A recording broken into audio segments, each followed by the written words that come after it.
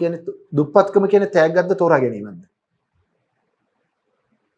තෑග්ගක්ද තෝරා ගැනීමක්. රයිට්. තව උදාහරණයක්. මම මේක පැහැදිලි කරන්න. තව එකක් දෙන්නකෝ මට. තව එක තෝරා. තව එකක් තියෙනවා. වෛද්‍ය ශිෂ්‍යෝ 5 දෙනෙක්.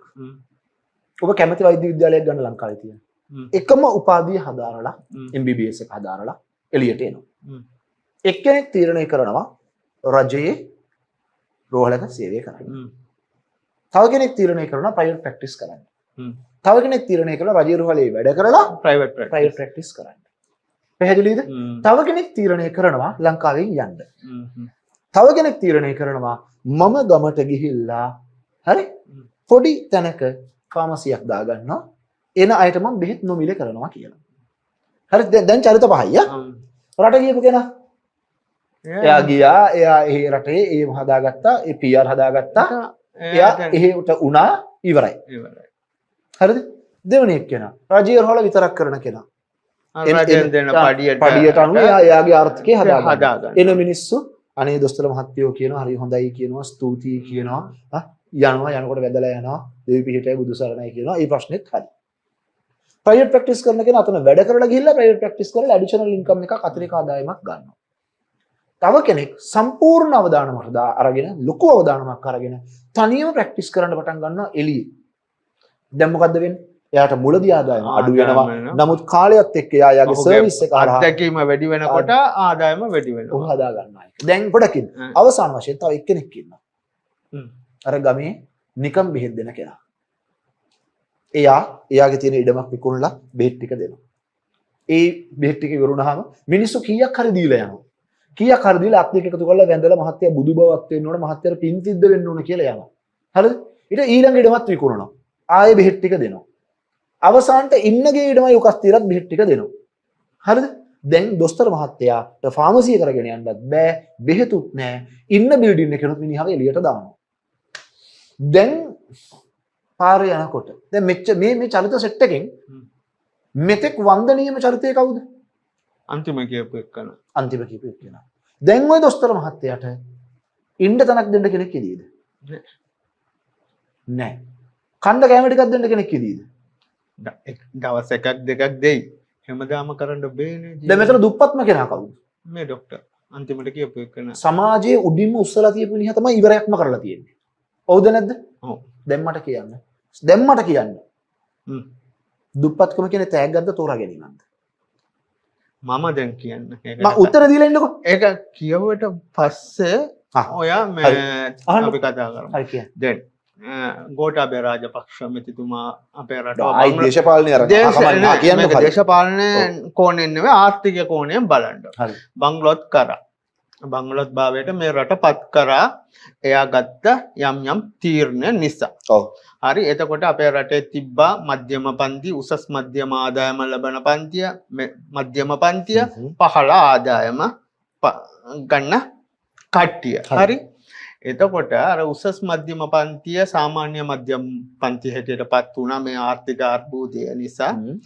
එතකොට මධ්‍යම පන්තිය පහළ ආදායම ගන්න කට්ටිය පත් වුණා. හරි මේක දේශපාලන තීන්දුව නිසානේ උනේ මේ දේ.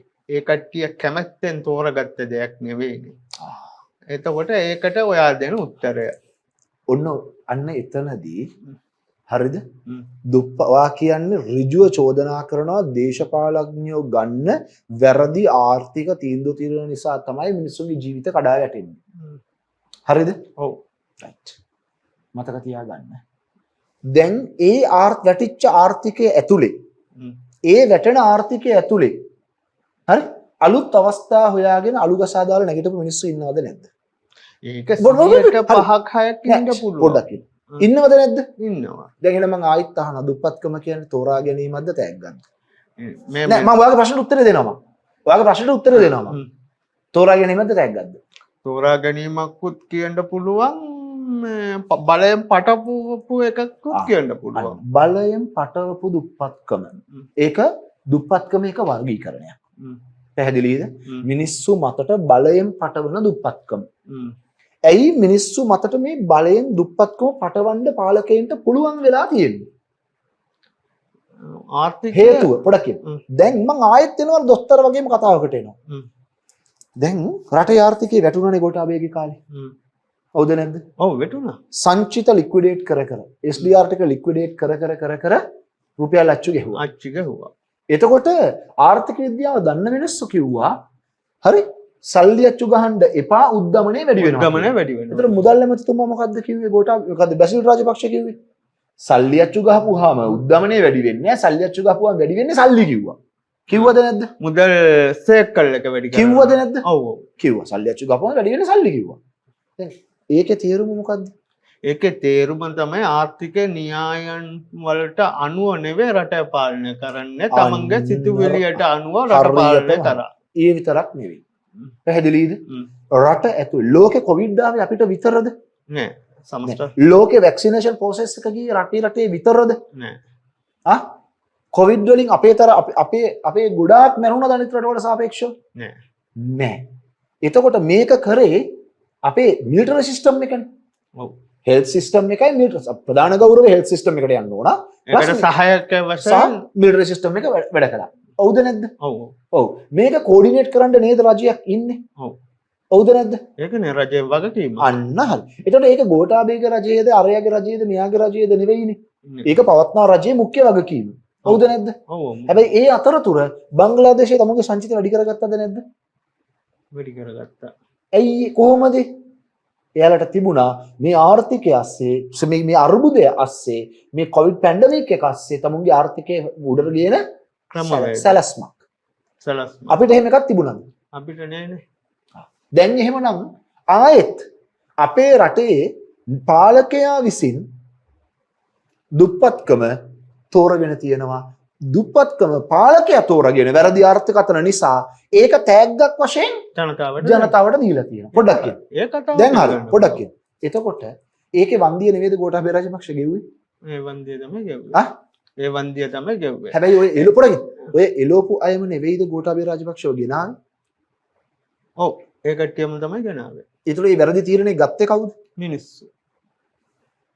ඒ කියන්නේ අපි ආර්ථික වශයෙන් විතරක් නෙවෙයි දේශපාලනික වශයෙන් ගන්න සියලු තීන්දුව තීරණවල ප්‍රතිඵලය අපේ එදිනෙදා ජීවත් වීමට බලපානවා. අන්න රයිට්. එහෙනම් ආයෙත් මම වාගෙන් අහනවා ඒ කියන දුප්පත්කම තෑග්ගක්ද තෝරා ගැනීමක්ද? අපිට අපි කරපු මෝඩ අපි කරපු මෝඩ වැඩ නිසා අපිට ලබාගත්ත තෑග්ග. ඒ කියන්නේ ඒ මෝඩ වැඩ ටිකේ ප්‍රතිඵලය නම් අපිට ලැබෙන්නේ අපි මේ මෝඩ වැඩේ කරලා නේද ඒක තෝරාගෙන තියෙන්නේ. දැන් එහෙනම් ආයෙ මම වහගෙන් අහනවා තෝරා ගැනීමක්ද තෑග්ගක්ද? තෝරා ගැනීම. තෝරා ගැනීම. ලෝකේ අනිත් රටවල් දියුණු වෙච්ච රටවල් වල සංවර්ධිත වැඩපිළිවෙලක් තියෙන සංවර්ධිත මනසක් තියෙන හරිද?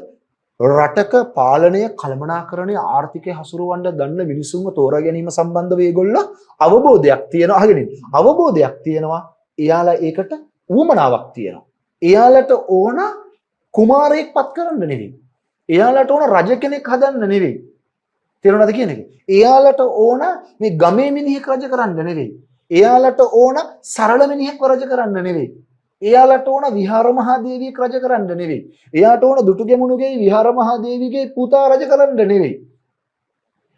එයාලට ඕන සැලසුම් සහගත ආර්ථිකයක් කඩා නොවැටෙන රාජ්‍ය යාන්ත්‍රණයක් වෙනුව නිර්මාණය කරන්න පුළුවන් සැබෑ ප්‍රතිරූපගත නායකයෙක්. ඔව්ද නැද්ද? ඒක තමයි ඒගොල්ලන්ගේ මැන්ඩේට් එක. අපේ අයගේ මැන්ඩේට් එක මොකද්ද? අපේ අයගේ තෝරා ගැනීම කොතනද තියෙන්නේ? අපේ අයගේ තෝරා ගැනීම තියෙන කොතනද කියන එක අපි ගෙවපු අවුරුදු ගාන පුරාවට අපි භුක්ති විඳලා තියෙනවා. නෑ කියන්න බෑ. එතකොට මේ ජීවන්ත එහෙම ආර්ථික කඩා වැටිච්ච රටක් 100%ටනේ අපේ සංවර්ධන වේගය ගිය 7%ටනේ කොයි වෙලාවෙද ගෝඨාභය රාජපක්ෂ දෙනකොට. එතකොට ඉන්ෆ්ලේෂන් එක තිබුණා 400 උඩ 400 උඩ තිබුණා.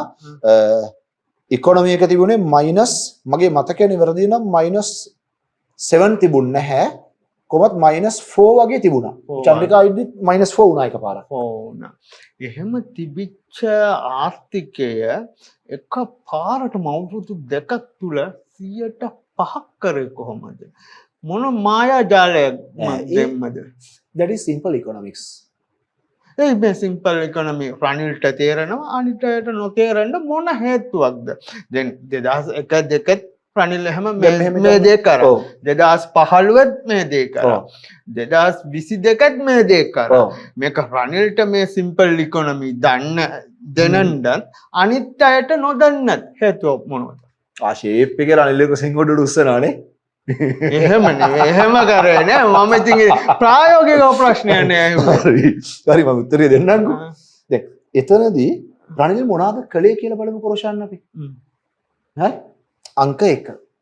මේ වෙලාවේ සංචිත තිබුණේ මගේ මතකේ නිවැරදි නම් මිලියන 20යි. මිලියන 20යි. තෙල් නැවකටත් සල්ලි මදි තත්ත්වයක්. ඔව්. හවුද නැද්ද? ඔව්. එතනදී හරි අංක 1 ආර්ථික නෙවෙයි සමාජීය වශයෙන් රාජ්‍ය යාන්ත්‍රණය බිඳ වැටුණු රටකට උදව් කරන්නේ නැහැ ලෝකේ රටවල්. ඔව්. මේ වෙලාවේ නේපාලෙට නෑනේ. කලින් බංග්ලාදේශයට දුන්නද? මම ණය වෙලා ණය ගෙවා ගන්න බැරි තත්වයේද කවුද ආපහු මට ණය දෙන්නේ? ණය ගෙවන්න බැරි එකෙන් එහා එකක් තිබුණා. ඔයාගේ ගෙදර ගිනි ගන්නවා. ගිනි ගන්නවා. ඔයාගේ ගෙදර කට්ටිය ගහ ගන්නවා. ඔයාගේ ගෙදර කට්ටිය ඔයාව ගහලා එළියට දානවා. ඔයාට කොයිද ණය දෙන්නේ? ණය දෙන්නේ. ඒගොල්ලන්ට ඒ ණය ආපහු ගන්න පුළුවන් කියලා විශ්වාසයක් ගොඩ. ඔයාට ගෙදරක් නැහැ. ගෙදරක් නැහැ. හරි. එතකොට එතනදී අංක 1 රාජ්‍ය කියන එකේ පැවැත්ම තියන්න ඕන. අපේ පාර්ලිමේන්තුව අරගලයට යට වුණේ නැහැ. ඒක ආරක්ෂා කරලා දුන්න හමුදාව සහ පොලිසිය. ඇත්තට මේක ගෞරවය හමුදාවටම පොලිසියට යා යුතුයි. හමුදාව සහ පොලිසිය මට අද වගේ මතකයි STF එක SF එක කමාන්ඩෝස්ලා. ප්‍රධාන වශයෙන් ආවේ ඒගොල්ලෝ. ඊට අමතරව අනිත් යුනිට්ස් ටිකත් ආවා. ත්‍රිවිධ හමුදාව මේකට දායක වුණා පොලිසියත් එක්ක. ස්පෙෂලි දක්ෂෝ ටික ගෙනවා වැඩේට. වැඩ බලන ජනාධිපති හැටියට නැත්නම් අගමැති හැටියට රනිල් වික්‍රමසිංහ මැතිතුමාවත් ඉල්ලුම් කරේ හමුදාවට අපේ ව්‍යවස්ථාව ආරක්ෂා කරලා දෙන්න කියලා. එතකොට අංක 1 රාජ්‍ය බිඳවැටෙන එක නවත්තන්න ඕන.